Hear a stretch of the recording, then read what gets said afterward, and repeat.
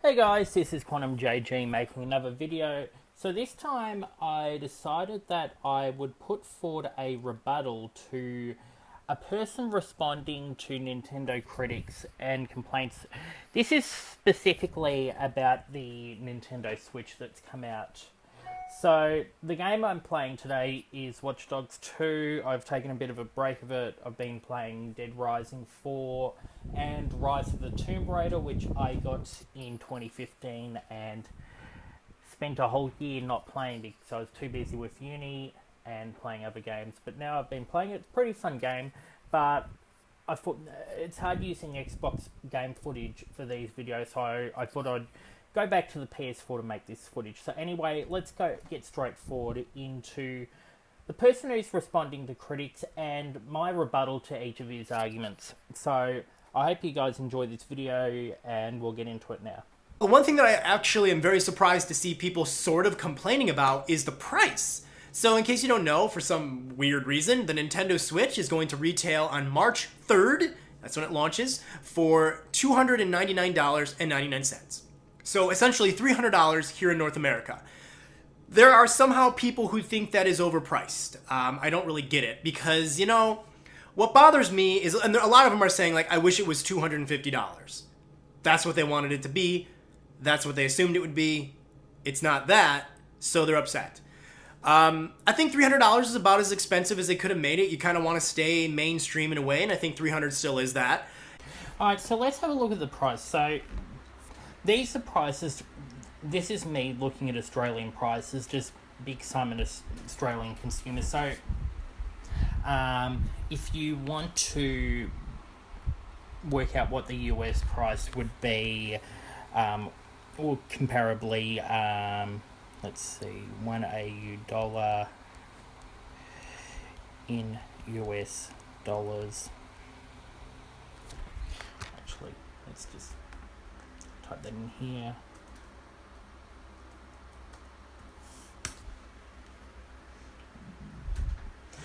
Alright, so multiply that by 0.76 and you'll get the price. So if I were to say type in 469, I think. Yeah, about 355 US dollars.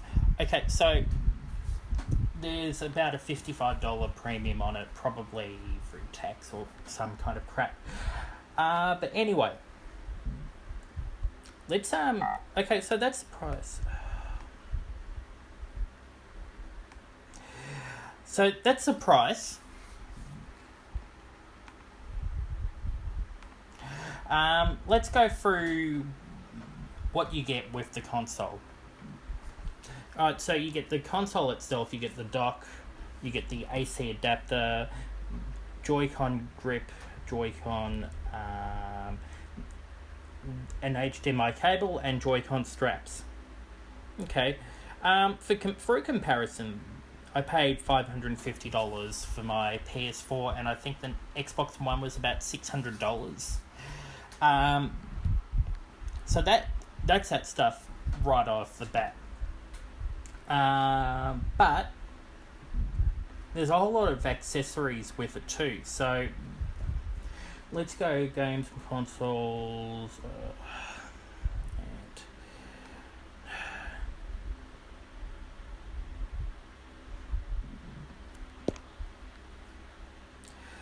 Alright. Okay. Nintendo Switch.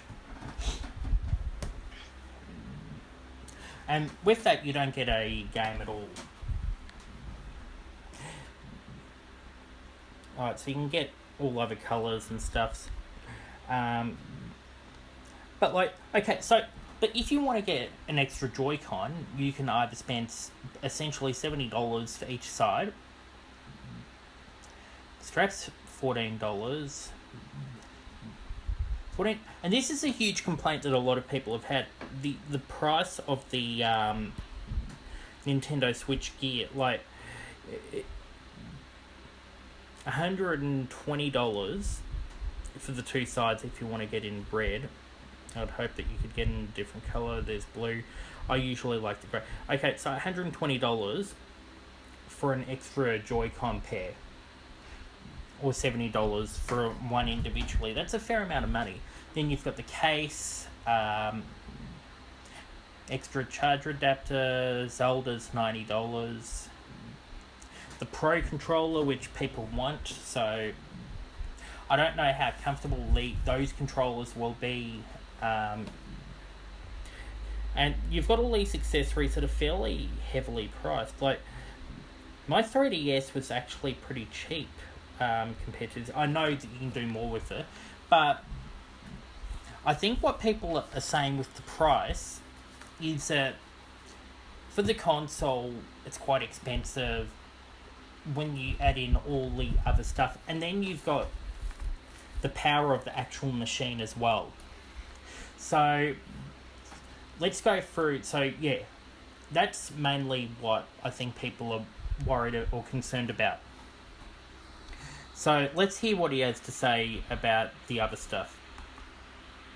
You know, what bothers me is there's a lot of people that are like, I want Nintendo to be competitive with Xbox and PlayStation. And it's like, you want them to be competitive with them, but then anytime Nintendo prices their machine in a way to where they can maybe be competitive with them as far as like horsepower and as far as the capabilities of the system, you complain. And what other, you know, what I don't understand is it's like, if a Nintendo machine is $300, that's overpriced, yet if an Xbox and a PlayStation is $300 or $350, that's not overpriced? Because that's pretty much what those consoles launched for, and I don't think anybody was complaining that it's overpriced. And I know people are going to be like, well, it's not overpriced because traditionally the Xbox and the PlayStation, those are systems that have a lot of power behind them, a lot of horsepower. Everybody turns into Tim Allen all of a sudden when it comes to talking about video game machines. And we'll talk about this technical spec thing a little bit later, because I got some stuff to say about that. Nintendo gives you value in different ways. Microsoft and Sony, they like to give you value as far as like, ooh, it's got the cutting edge processor thing chip. Whereas Nintendo's like, hey, you know, it's a pretty darn good capable system, but it's also got a lot of fun things with it. Nintendo's like the only video game console anymore, they're the only video game maker anymore that actually wants to kind of like find new ways to have fun with a game, with a controller. Alright, so he's talking about the price of the Nintendo. So why do people think that $300 is too much when, okay, so the thing about the PS4 and the Xbox One is that they do have more power. And what does power mean in the sense of it? It means third-party capability. So with the Wii U, and this, he talks about Nintendo wanting to find new ways of doing things instead of this stagnant thing. I like the traditional controller. A lot of gamers like traditional controllers. Yeah, Xbox kept it fairly simple. I love the Xbox controller. Really comfortable. Really great. Feels sturdy. The PS4 controller had that touch thing in it that really isn't used that much at all. It's basically turned into a button. Sorry, bit of indigestion. But what do people want to do? They want to play games, and a huge problem the developers had with the Wii U was that it wasn't powerful enough to make these games that they wanted to make. Yeah, it definitely competed quite well with the Xbox 360 and the PS3, but it still wasn't powerful enough to compete with the next generation of games. So, take Watch Dogs for an example. The Wii U version of it was incredibly watered down compared to the PS4 and the Xbox One version, and he does talk about games later on, third-party games, but that's what gamers are really after. They're after games, and they know that powerful consoles won't only allow third-party developers to have an easier time to develop for that console, but it also means that the graphics will look better, and people want nice-looking graphics. As for Nintendo not being about that, let's take a step back. Nintendo back in my time made before I was born with the NES and the SNES, they were all about power. I I don't want to get copyright flags on my video, so I won't actually show the ads, but I'll include links of the ads in the description below. And in that, a big selling point of the Nintendo system was the power of it. My first console was a Nintendo 64. The 64 comes from the fact that it used a 64-bit processing unit, and its selling feature was its graphics. It gave gamers for the first time 3D graphics with stunning graphics for that time, and that was its selling point. Nintendo sold that console based on the horsepower of it and how powerful it was. Nintendo back in the 80s and 90s made consoles that competed with mainly Sega in the 80s, and then PlayStation. The original PlayStation was actually weaker than the Nintendo 64. The GameCube was more powerful than the PlayStation 2, but it was less powerful than the Xbox that came out a bit after it. So, up until the Wii, Nintendo did make powerful consoles, but the problem with them is that, and this is what he talks about them wanting to be innovative. Being original doesn't always mean that you create a good thing. For an example, the Nintendo 64 was hard to develop for because they had cartridges instead of the Sony PlayStation CDs. Sony and Nintendo initially wanted to join up to make a console together, and Nintendo didn't want to use compact discs. They wanted to use cartridges just like the NES and the SNES. So Sony and Nintendo, they split up. Sony made the PlayStation, Nintendo made the Nintendo 64. Nintendo 64 was more powerful, but it was harder to develop for. And at the end of the day, developers want consoles that are easy to develop for. And that's why people are complaining about the price, because they want something that will be able to do everything for them. They don't want something that'll complement what they already have, especially if you're buying one console. Like now that I'm older, I have more money to buy as many consoles as I want, but back when I was young, it was one console and that was it. So yeah, I thought I'd just include that. So I don't like his argument that Nintendo does stuff their own way and it's good, whereas it's shown that it's not good. So let's continue hearing what he has to say. This video, unfortunately, is going to be long, but I need to be able to break it down and talk about it properly. And I think that is just so crucial and so important when it comes to video games. Like, why do you want everything to just be so stagnant? Why do you want everything to just be a normal controller?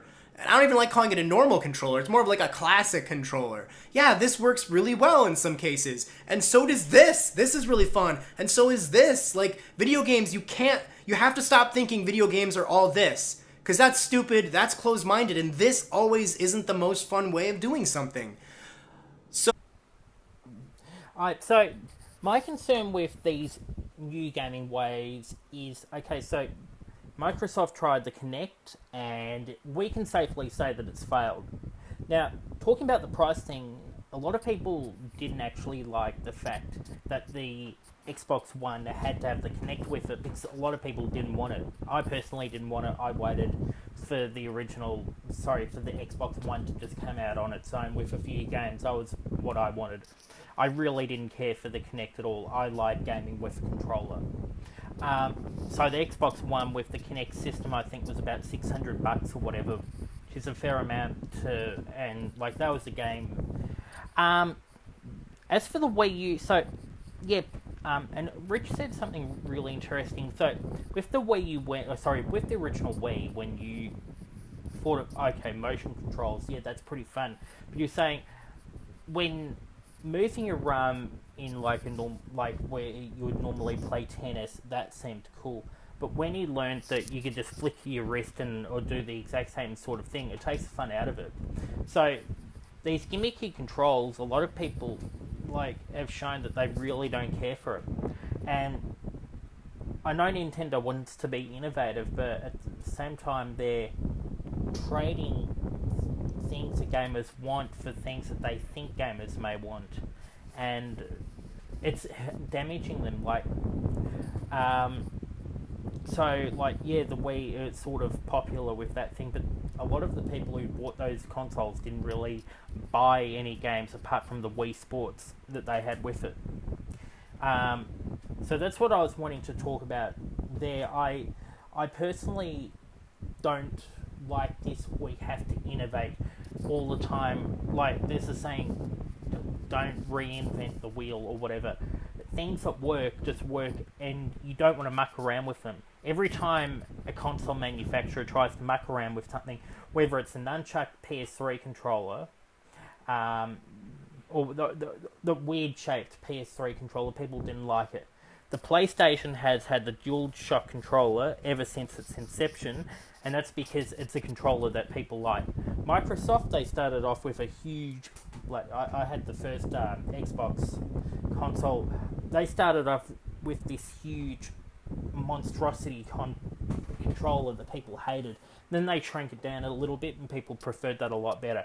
And then they took that design and kept on adding things to it, but not taking away too much from it. And over time, that's been people's favourite controller. So I don't necessarily think these gimmicks, such as motion controls, is a great thing to focus on, whereas that's basically their technology. The new fad is virtual reality, which I really don't care for.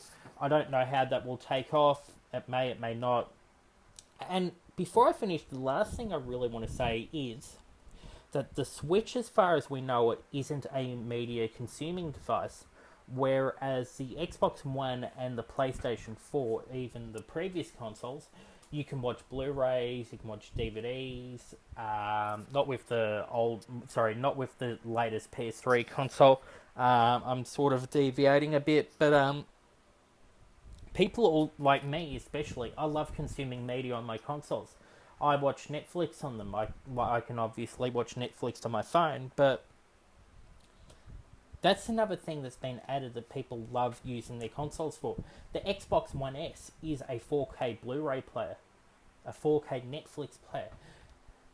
That's something that I don't think the Switch can do. So the Switch isn't adding a lot of these things that people want, and that's another reason why people think that it's too expensive, because it is not designed in a way that it will be the number one console that people want. It'll be an additional thing where maybe a PC gamer may grab that to play on the go, or someone with a PS4 and Xbox One may grab for on the go gaming. But it won't be the one and all console unless you're a Nintendo fanboy. And Nintendo fanboys tend to really stick up for Nintendo and tend to accept anything that they do. Nintendo can't do any wrong. They will not admit when Nintendo makes a mistake. This guy said that he's not a Nintendo fanboy, but I get the feeling that he is. So anyway, I'll head back to him. I sort of spent 5 minutes ranting on there, but there's plenty of other content that I'm wanting to get onto, so let's hear more from what he's saying. So what I'm getting at is Nintendo gives you value for the $300 price tag by giving you a really cool HD rumble feature in both of the controllers. I think it's in both of them, right? Yeah, it's in the controllers. Which I haven't used yet myself, but I'm intrigued, and I know you could say like, oh, people won't use it. Well, we don't know yet. We'll see where that goes, but it's definitely Nintendo taking something old and updating it and making it modern and interesting and trying new things. Being able to actually feel glass pouring into, or water pouring into a glass in your hand, that could be pretty damn cool. And that kind of detailed rumble could be something that does enhance your game experience. I mean, just basic rumble does make you feel better when you're playing a game. Like when you get hit and you feel that, that's pretty cool. So having a better version of that, I'm okay with paying a little bit more for that. And then you also have like the ability, like the Switch is a 2-in-1 thing. The Switch is, you are getting a handheld Nintendo system and you're getting a home console Nintendo system. If you were to buy a 3DS and a Wii U, I don't even know how much that would be because I don't keep up to date with prices because I've already bought them, but I'm pretty sure that would be like $500. Maybe not, maybe like $450 or so. More than the $300 price tag, and this is way more detailed than what the 3DS was capable of pulling off. I mean, you're playing Mario Kart 8 on the go. That's far beyond any type of an experience you could have on the 3DS as far as like graphical fidelity and stuff and the performance. And the screen is way better than the 3DS screen. So, I mean, I'm maybe not saying this very well, but I guess to sum it up, the $300 price tag isn't maybe giving you the most powerful graphic card on the planet, but it's giving you really high-tech controllers. It's giving you a 2-in-1 device that you can take with you or play at home. And I think that is where the value is. I hate how people think the price tag should be related directly to the power of the system. And we don't even know the power of the system yet. So that's something that I think is weird. But a lot of people were complaining about the price. And for some reason, they all just think like, I think it's too much for Nintendo. I don't think Nintendo should be $300. Why? Why is Nintendo the system that has to be like dirt cheap, yet you still want it to compete with the high-tech system somehow? Like you want all these third-party support and all that, yet you don't want it to be expensive in order to be able to get those. It doesn't make any sense. And I think the price of $300 is good, and I think complaining about it is just stupid because you're ignoring the fact that there's a lot of value in different ways in your Switch. Okay, so this is one that I'm really... One thing that I can agree with him on is that the controller thing, the rumbling, does sound pretty exciting. A huge seller of it will be console quality games on the go. That's something that really interests me, and I reckon it'll interest a lot of people. I love my 3DS, taking it on the go. I definitely like the idea of that. Now, a few problems that people will have is that the battery life is actually quite low, according to their thing. I think if you game very little, it may be 6 hours. If you play Zelda on it, you may get something like 2.5 hours or 3 hours of gameplay. That's not exactly going to be great. It's like an iPhone battery quality, but much worse, and you'll have to be stuck to PowerPoints all the time. So, that's one. I do like the idea of it being something that you can take on the go with you. The screen quality is 720p. I know these are full-fledged console quality games, but having said that, almost everyone owns a smartphone that has screen resolutions from 1080p to ultra high definition. So, saying that Nintendo can't really come out and say this is groundbreaking when people have had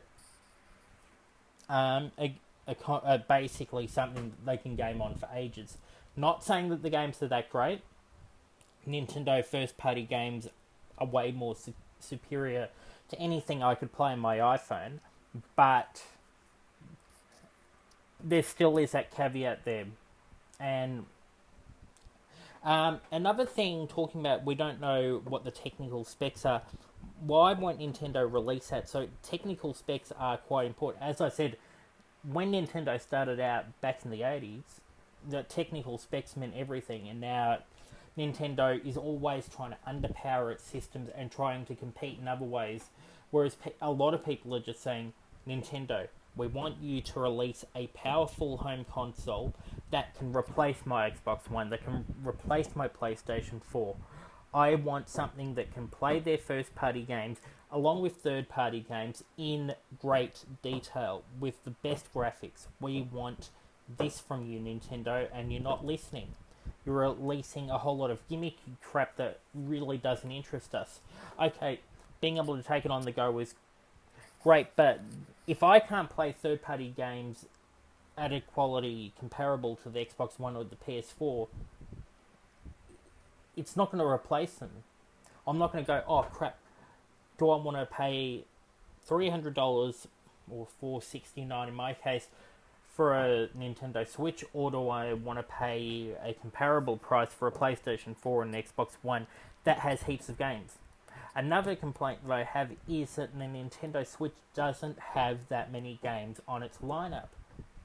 Nintendo would have been better off. I know that they're wanting to just skip past the Wii U and pretend that it's never happened, but they're releasing the Nintendo Switch with not enough fucking games. Okay, there was the same problem with the PS4 and the Xbox One to a certain extent, but the Nintendo Switch does not have that many games on release. And I honestly feel that at the start, most people, the people who buy it will be the fanboys. Nintendo will run into the exact same problem. This video will end up being too long if I keep on rambling on, but that's what I was wanting to say there about these. I sort of went on a tangent, but I'm explaining why people, to a certain extent, want the Nintendo Switch to be cheaper, mainly because it's going to be a companion device instead of something that replaces stuff, and it's because Nintendo will not make a powerful console, and that's something that people wish that they would have done this time. So I've gone on for a fair while for this. Let's hear more of what he has to say. So whenever I hear people say how the Joy-Con controller can use HD haptic feedback to provide the feel of a drink and ice cubes being inside of it. Why? I don't know. Motion controls. I don't know why they still think we want motion controls. The downplay of the initial Switch sales pitch in favour of making another gimmick-laden waggle festival. Nintendo, no one cares about any of this motion shit. They stopped giving a shit about this kind of games with the Wii! ick. I have to say that I agree with these YouTubers that he got annoyed at. As I said before, motion control is on its dying legs. People are not interested in it. This has been seen with the Kinect. People don't care about these motion controls. Why is it that the Kinect is no longer making games for itself? Why is it that, the PlayStation Move is basically DOA and people don't give a shit about it?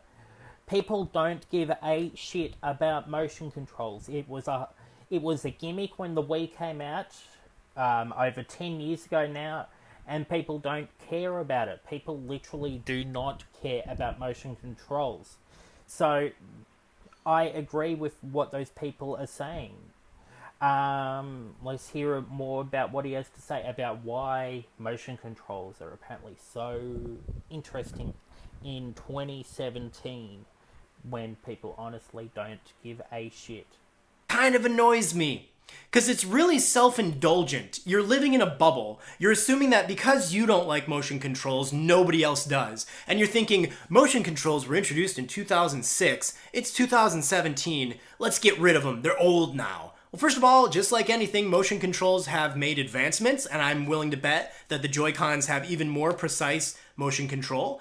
And yeah, I mean, look at the old control. Look at the NES controller. Look at the Super Nintendo controller, the N64, the GameCube. All of Nintendo's controllers have always pushed forward with new ideas. You know, back in the day, the NES controller was really weird. Like, before the NES controller, you would play... I'll use this Link as an example, this Link amiibo.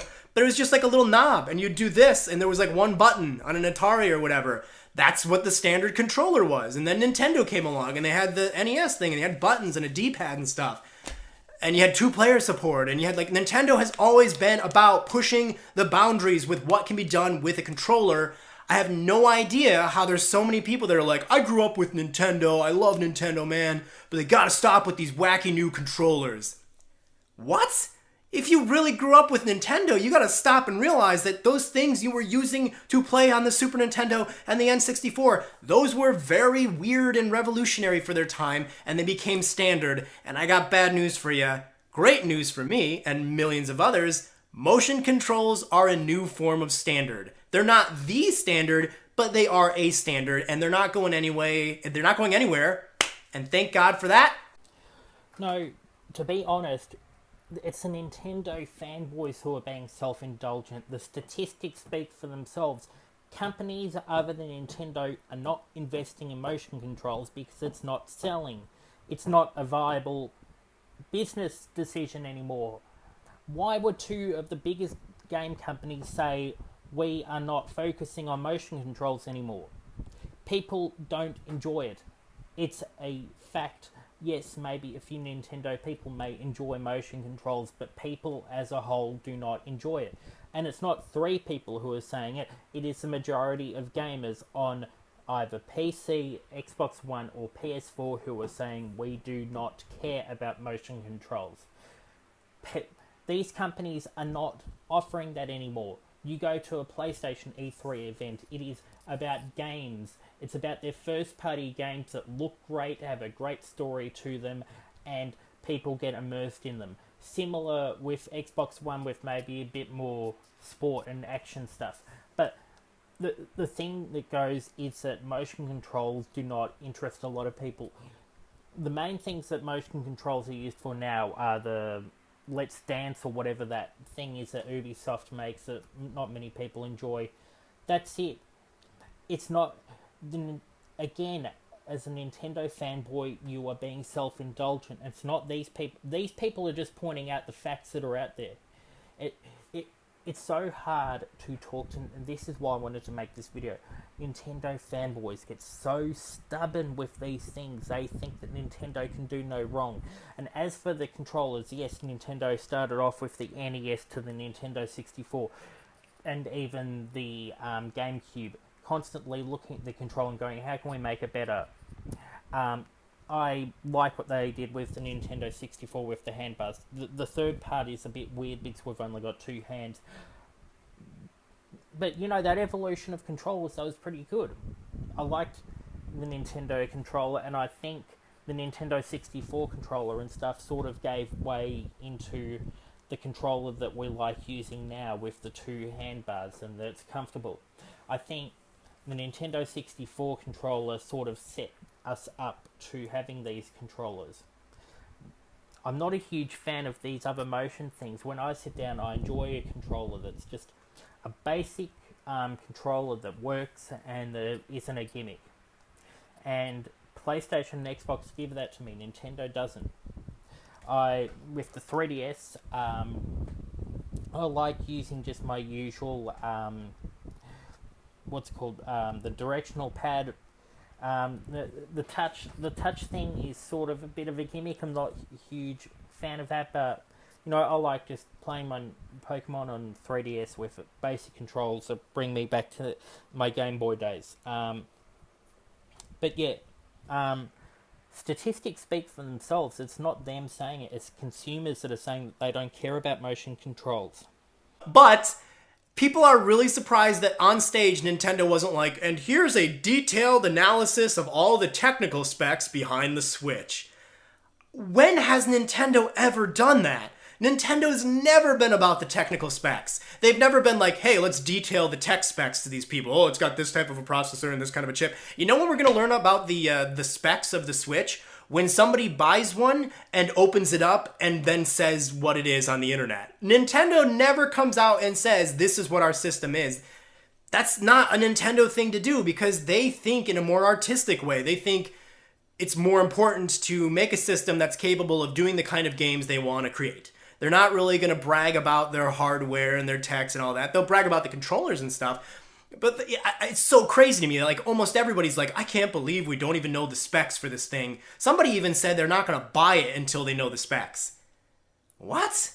Why is it that important? I understand that it is important to have the Switch be capable and have it to a certain extent powerful, right? Because that means games will run more smoothly. It means that more third-party games could potentially come over to the system.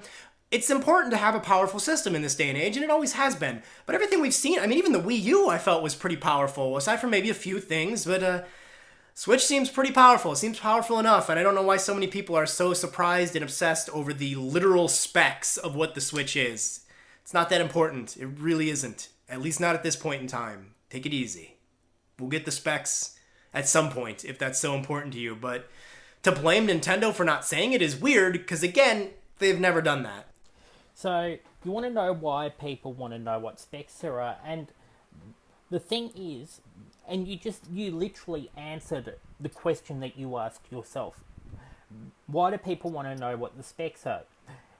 So people know whether the games will run smoothly or not. So with the PS4 and the Xbox One, developers have said, you know, they're probably not powerful enough to run games at, say, 1080p, 60 frames per second.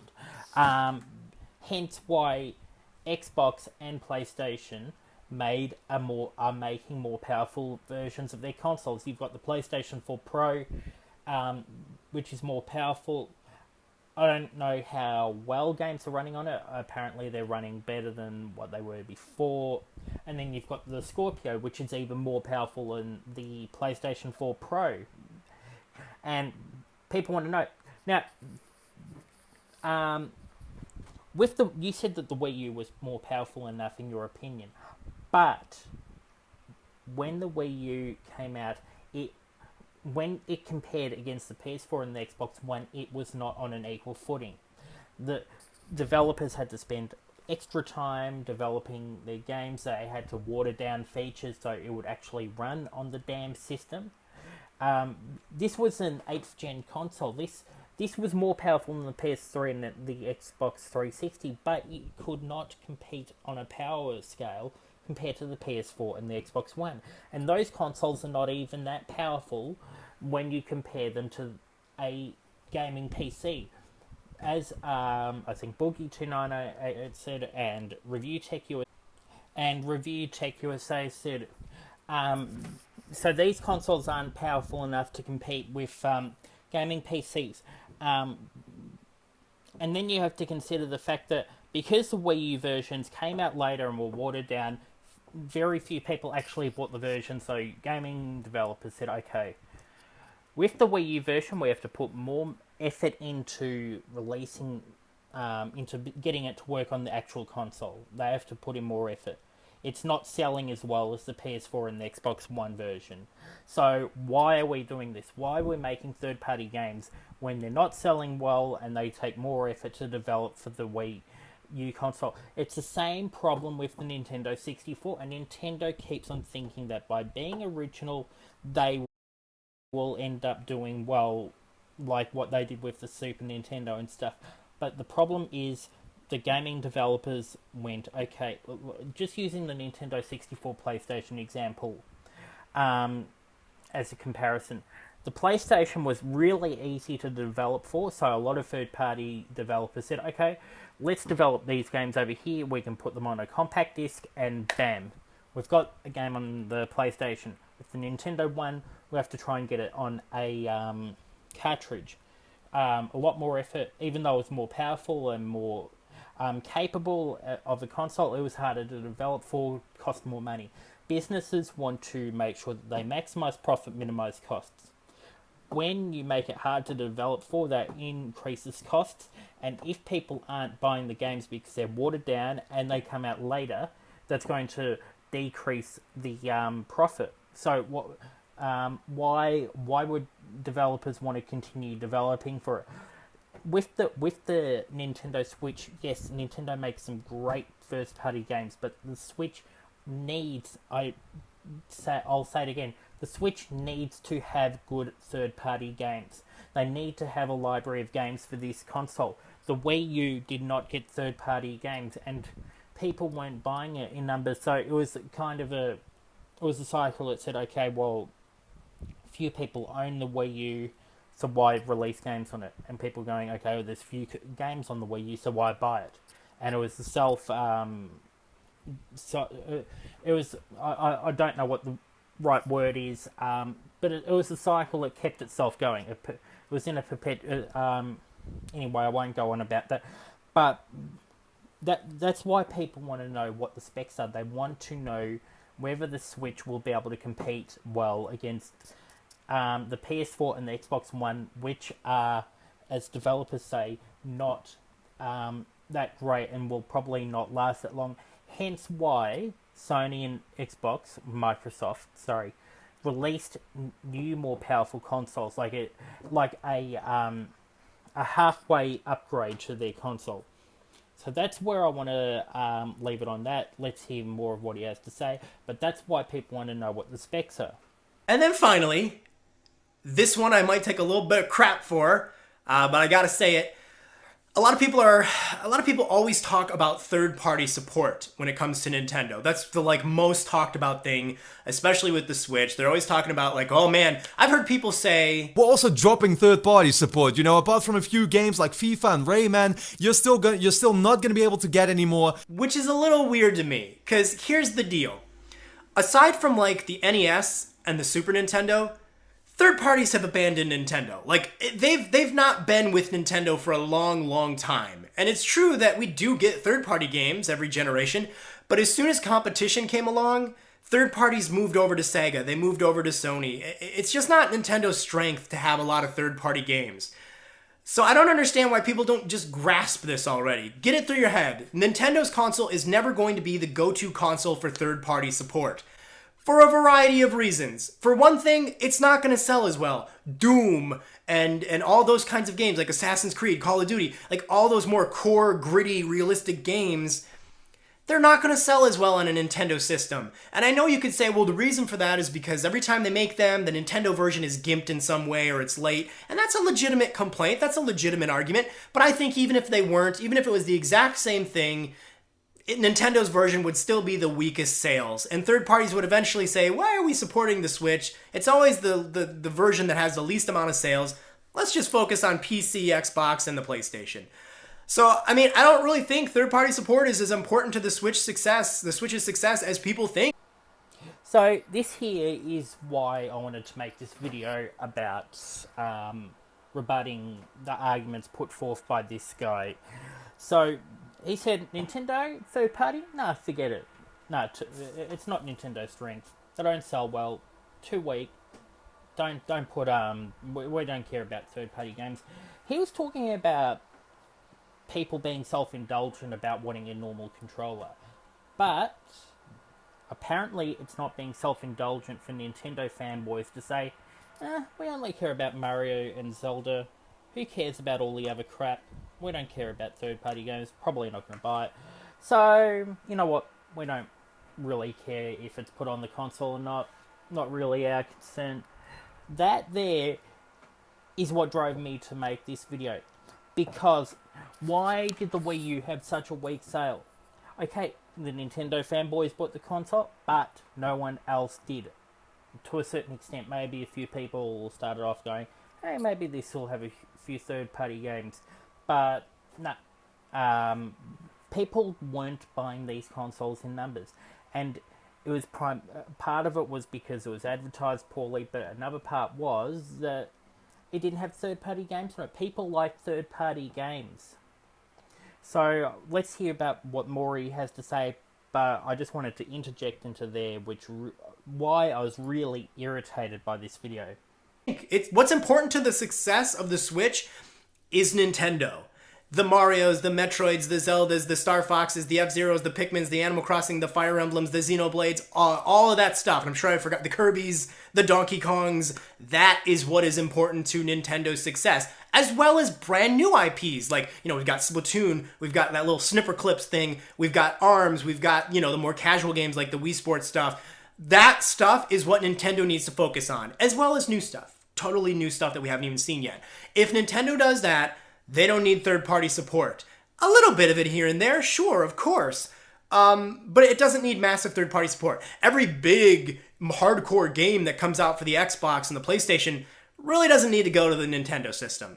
Because it's pretty much established. You buy a Nintendo system because you want Nintendo's games, and very rarely are those people going to also buy the third-party games. Again, this argument was really weak. Nintendo tried just focusing on Nintendo for the Wii U, and it failed. Not everyone wants Mario and Zelda. Donkey Kong, I can't remember the last Donkey Kong game that came out. I can't remember one coming out on the Wii U. The last Donkey Kong game I played was on the Nintendo 64. There hasn't been a Donkey Kong game in a while. So, yeah, but Nintendo just focusing on Nintendo stuff alone will not sell units because, the only people who will buy it are either the people who are hardcore Nintendo fans or the people who want it as a side addition to their game consoles. if a parent's there with their child and they go, okay, for $300 you can get a Nintendo Switch, or for $400 we can get a PS4 or an Xbox One, what do you feel like? And I bet the kid will want the PS4, the Xbox One. These hardcore third-party games are what people like nowadays. Kids today didn't grow up with Mario or Zelda. Like, if anything, these are just nostalgic things to people who grew up in the 80s and the 90s. Sure, Mario was the first gaming character that I was introduced to with Mario Kart, but that nostalgia doesn't exist for young kids nowadays. A kid born in the year 2000 probably doesn't really care that much about Mario.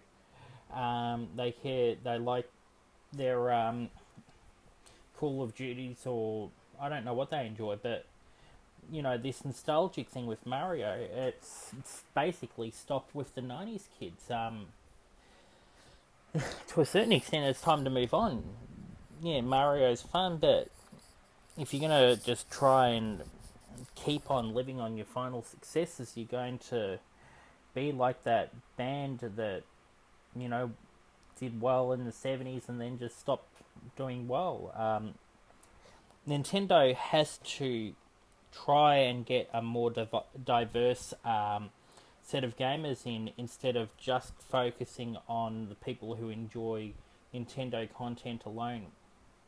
I reckon by offering good third-party content, they could open up more people into wanting to buy their first-party content, because their first-party content is great, but as other people have said, you can't solely exist just on first-party content or solely on third-party content. You need the mixture between the two. That optimal mixture is what will make your console a good seller. And Nintendo's not doing that, and they really need to get in there and get that third-party support. So I completely disagree. I think this would sell better if it had third-party support. I will say this. This is one of the things that annoys me. Why is it that Nintendo always gets so much crap for not having the hardcore third-party games, right? That's something we all have heard time and time again. And maybe I'm wrong. Maybe Nintendo needs it. I don't think they do. But Nintendo always gets so much crap for that, and it's always such a topic of conversation. But nobody ever talks about how the Xbox does not have a lot of family-friendly games. Nobody ever says, where's the Xbox's version of Mario? Where's the Xbox's party games? I mean, there's a few because of Kinect, but there's not a lot of them. Where's the Xbox's version of Mario Kart, or like a Metroid type game? Where's any of the first-party stuff on the Xbox or the PlayStation? Because it's not really that much. Sure, they do have some first-party stuff, but not even close to what Nintendo offers. So why is it that Nintendo takes so much crap for not having enough third-party support, but the Xbox and the PlayStation never take any crap for not having enough first-party support or having enough variety? I mean, the Xbox is really mostly catered to a hardcore demographic, and they have very little in the way of a more casual, lighthearted experience. Why is that okay? Why is that okay, but Nintendo not having a lot of bloody, gritty, hardcore, M-rated games, that's not okay. Nintendo needs to get that. Well, first of all, gaming demographics have changed a lot since the 80s. So, back in the 80s, most gamers were probably children or teens. And then, but over the time, and as a result, a lot of the games were developed for kids. So you had your Mario, you had your Sonic the Hedgehog. What else did you? And then PlayStation brought out games like Spyro, the Crocodile one. I forgot. What else? Crash Bandicoot. You know, a lot of these light-hearted casual games that you're talking about. But as the demographic changed over time, these gamers who enjoyed those kiddie games in the 80s or the 90s, they grew up and then they enjoyed the more bloody and the grittier games. The average age of a gamer now is in their 30s as opposed to their childhood years or their teen years. So marketing in these gaming companies are going, okay, well, what's selling the best? It's your first-person shooters. It's your space games. It's you know, a lot of these bloody, gritty games, these are what are selling at the moment.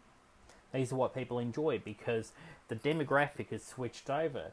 The demographic of a gamer is no longer in their child years, they're now in their adult years. And it's a bit of a shame that the kids nowadays don't get the range of games that we got as kids, you know. As a child, I loved Pokemon, Mario, I loved Banjo-Kazooie. I liked a lot of that. If children want to play child's games, yeah, they do. They have to go to Nintendo. On the other hand, a lot of young kids nowadays enjoy playing the first-person shooter games and so on because that's sort of what's popular. Kids are liking the more mature content than the more kind of child-friendly content. So that's something that's influencing developers because at the end of the day they want to turn a profit. They want to make things that people like, so they go out and buy them. As for the other argument of, you know, a lot of things being the same and boring, a lot of people have been bringing that out. They've been talking about that at the moment. A lot of developers go for safe things, you know. Call of Duty has been out now for over 10 years. People got sick of Assassin's Creed. People are getting sick of the same old. And, yeah, there is very little originality out there in the gaming development thing. And that is what's good about Nintendo. Nintendo, to a certain extent, is original. They tend to ride on the nostalgia train a bit too much, like Mario, Zelda. That's generally what they focus on, with very little focusing on other things. But yeah, a lot of these, they should change it up. So I think a lot of people are wanting developers to bring out new original content. That's what indie developers are doing. But yeah, so there is a problem with that. But having said that, I think that Nintendo should at least open itself up to allowing people who make those games to bring it onto their system. Nintendo necessarily doesn't have to develop games like that. It's not their style, but they can still allow games like that to be put on there.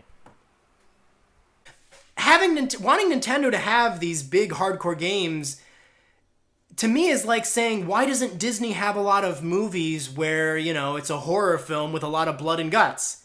Because that's not what Disney specializes in. For the same way, that's not what Nintendo specializes in. Nintendo needs to focus on their strengths, not their weaknesses. And I honestly think at the end of the day, with the Switch especially, third-party support is probably even more meaningless and needed than ever before. I'm sure a lot of you might disagree with me on that, but I'm going to ask you this. How many third-party games do you actually buy on the Nintendo consoles? Probably not a lot. And you could say, well, it's because there's not a lot of them on there, but I don't think you don't buy them. We don't buy them. Let's be honest. Nintendo fans, let's come clean. We're buying the Switch because we want Animal Crossing, we want Metroid, we want The Legend of Zelda, we want all the Nintendo stuff. That's why we're buying it. That's where all of our majority of our money is going to go. And very rarely do we sneak out beyond the Nintendo pastures to see what's going on elsewhere. That's just my opinion. Feel free to correct me and say that you really do want all these big hardcore games on a Nintendo system, but I don't see that happening. It's never been the case. Like, maybe on the NES they had that type of stuff, but that was only because there wasn't a lot of competition. You know, I mean, in the NES days, Nintendo was kind of the only sheriff in town. And the second more sheriffs came to town, the flock moved over with them. And I think now that we've got a 2-in-1 console where Nintendo is going to be putting all of their development teams making games for one machine, I think more than ever before, like I said, third parties are not going to be as needed. So, yeah. I don't think all this stuff about third parties needing to be on the system is really all that true. It'll be good if it happens, and Nintendo should try to get it to happen, but it's not going to be doom or gloom for Nintendo. So there you have it. That is my little, First of all, I just want to say that Disney analogy was really terrible. Nintendo is not only a developer, they also manufacture hardware. Disney doesn't do that. Disney doesn't make a Disney DVD player, for an example. So you're comparing apples to oranges there. If Nintendo was just a developer, I'd say, yeah, cool, yeah, you're right. Nintendo doesn't have to worry about any bloody video games or any stuff like that. Perfectly fine. But the fact is, Nintendo does make hardware. People want hardware that allows them to do what they want. They don't want to be restricted, so I reckon that's a terrible idea. Second of all, people who are going to be buying these consoles, not all of them are just going to want Nintendo stuff on it. They're going to want more stuff to play. They're going to want third-party games. You're wanting to open up to a bigger demographic. You want a large consumer install base on your console. You want to open up as much stuff as possible so people have that there to buy. What else was I going to say? I remember the days with the Nintendo 64. I played GoldenEye on the Nintendo 64. I played Turok. So GoldenEye, Turok. There's probably other games on there, but the Nintendo 64 had some pretty bloody graphics on their consoles. It wasn't all children's stuff. It was a fairly... The Nintendo 64 console catered to many people. You had... I've gone blank. Yeah, Tony Hawk's Pro Skater on it. You know, you had a lot of content on the Nintendo 64. It was the success of a console. It is what I would love Nintendo to go back to. I would love for them to make a beefy console with a huge, diverse range of games, and people would flock to it. People would want to own this. If they had a console which could allow them to have first-party Nintendo games along with all these third-party games, people would love it. People would go, I don't care about the PlayStation, I don't care about the Xbox, I just want a Nintendo console because it does everything. But Nintendo's not doing that. And by saying, oh, you know, a lot of us who own a Nintendo, we don't really buy that stuff. It's like, yeah, so you're wanting to open up to more people. You don't want it to just be there to... What is it, the 14 million people who bought the Wii U? You want more people to buy it with more things available to do on it. You want the Nintendo to be able to do more media stuff. Like, if Nintendo just became a software developer that wouldn't put their games on any console out in the world, I'd go, yeah, okay, I really don't care what they do. But if they're making hardware, they want to make hardware that people want. And... they're not doing it. They're not doing it. So, I really found a lot of your arguments to be just really stupid. And again, it's a fanboy who... You are a fanboy. You're not a Nintendo fanboy. You are a fan, and you tend to find no fault. You always want to defend every single thing that Nintendo does. And it's just stupid. So anyway, I'll leave it there. This video's gone.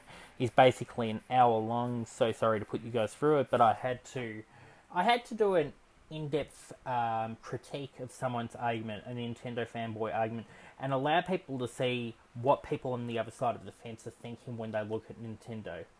So anyway, thanks for watching. Hope you guys enjoyed this. Have a great day, and I'll see you guys soon. Cheers. Bye.